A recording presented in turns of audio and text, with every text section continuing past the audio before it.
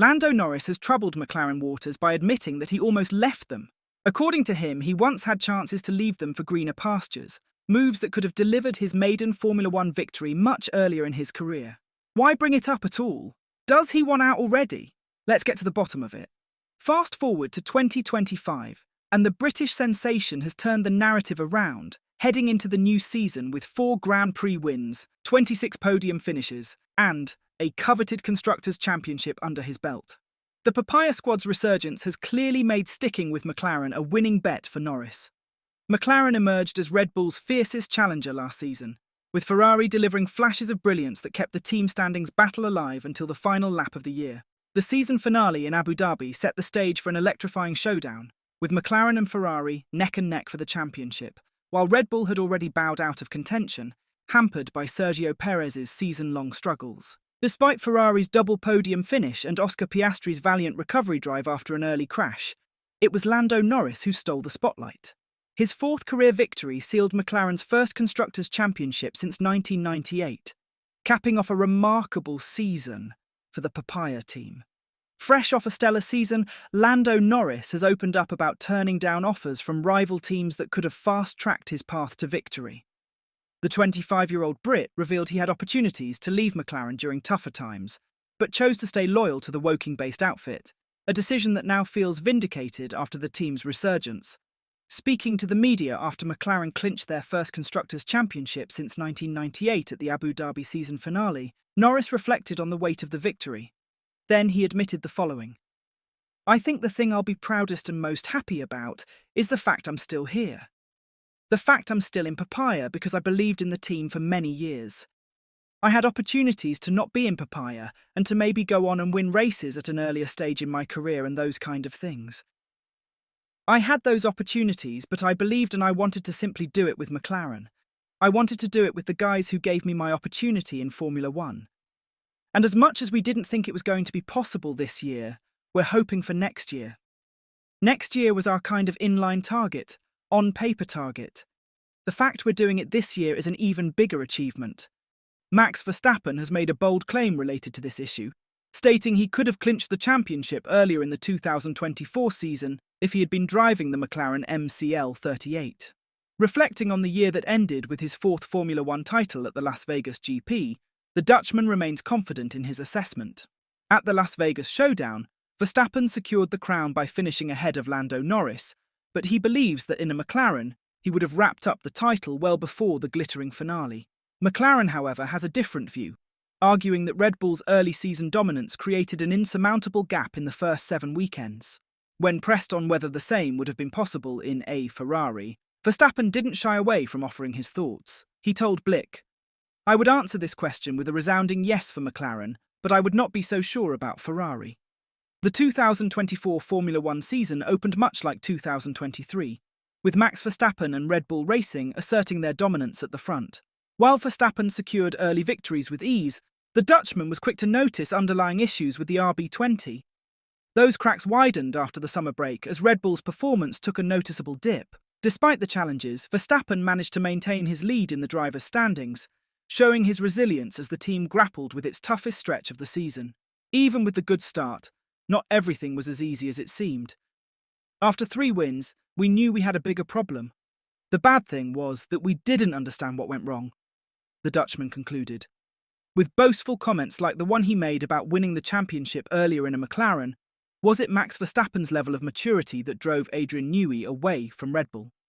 F1's most legendary designer has opened up about the key factor behind his departure, revealing that it was indeed a maturity issue played a role in his decision to leave Red Bull in 2024.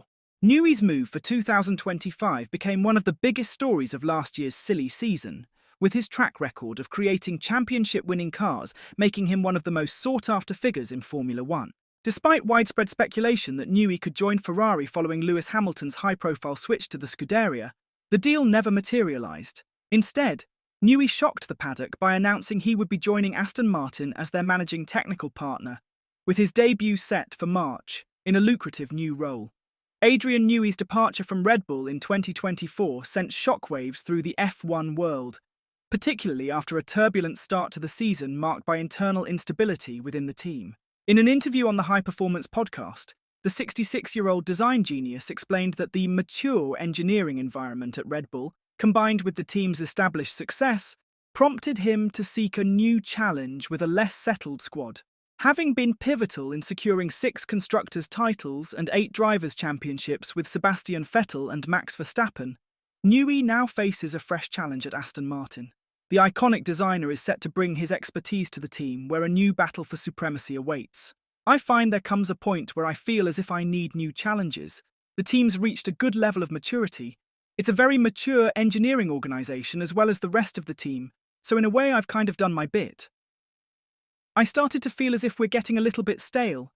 I think the guys also felt as though perhaps they needed to show that they could do it on their own, so I thought, well, okay, let's give them the chance and give myself a new challenge. Despite 2025 being written off as a bridge year for the new regulations in 2026, McLaren is gearing up for an ambitious campaign, aiming to defend its World Championship right away without jeopardizing preparations for Formula One's major rules overhaul. Starting in January, teams can begin wind tunnel testing for their 2026 designs, adding a layer of complexity to their plans for the upcoming season.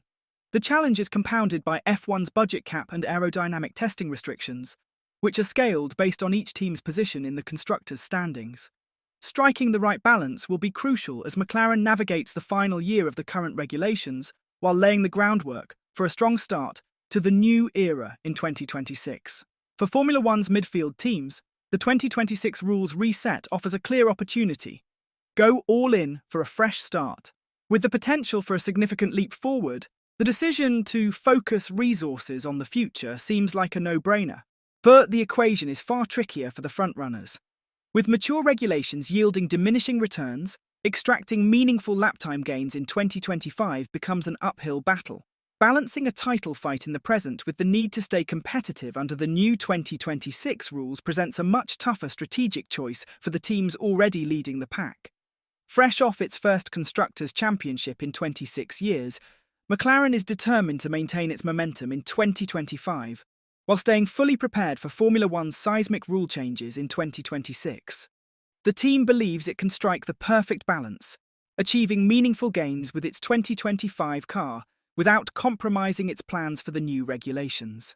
Engineering Technical Director Neil Holday told Motorsport.com that McLaren has no intention of easing up despite its 2024 triumph.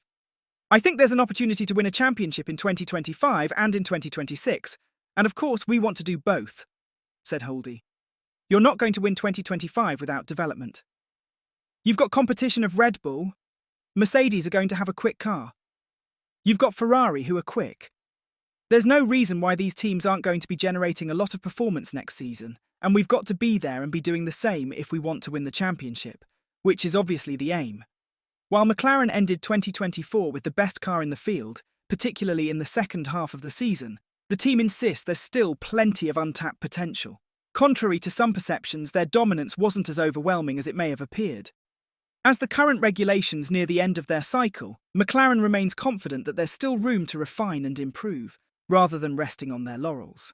The Woking-based team is determined to push further, even with the weight of a championship-winning car under their belt.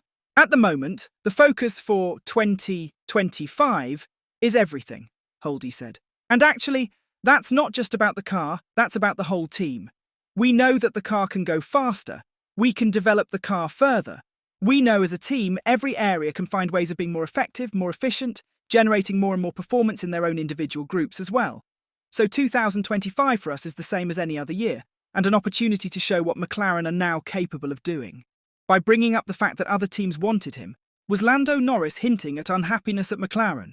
Tell us what you think in the comments section down below. And as always, don't forget to like and subscribe to the channel if you haven't. Thanks for watching.